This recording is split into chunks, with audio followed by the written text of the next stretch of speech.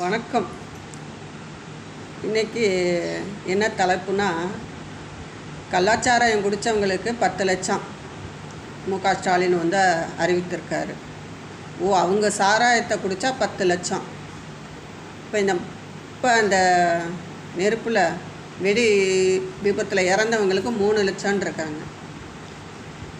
அவங்க தன் உயிரை பணைய வச்சு அந்த வெடிப்பொருளை தயாரிக்கும்போது அவங்க எவ்வளோ ஒரு மன கஷ்டத்தோடு உழைக்கிறாங்க. அவங்களுக்கு 3 லட்சம் தரேங்கிறாங்க.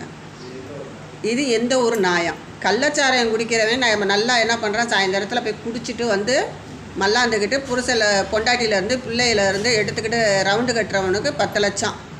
இவன் உழைத்து இவங்க இன்சூரன்ஸ் கட்டுறதுக்காண்டி மக்களை எரிச்சிட்டாங்கன்னு என்னுடைய கருத்து கணிப்பு இதுதான். இது இன்சூரன்ஸுக்காண்டி தான் இது இந்த விபத்து நடந்திருக்கு. இது நிச்சயமாக நான் சொல்லுவேன்.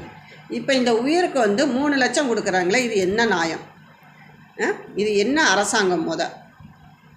அவங்களுக்கு 10 லட்சம் பணம் கொடுக்கணும்.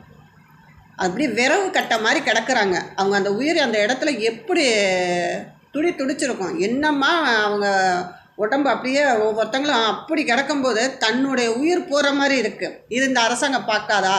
ஸ்டாலின் அவர்களுக்கு வணக்கம். இதை வந்து நீங்கள் எடுத்து ஒரு முற்போக்கு திராவிடம்லேருந்து பேசுகிறேன். பிரேமலதா அம்மா மேடம் சொல்கிற மாதிரி இதுக்கு ஒரு முடிவு கட்டணும். இல்லைன்னா நாங்கள் இப்போ எல்லா மக்களும் சேர்ந்து ஒரு போராட்டம் பண்ணுவோம்.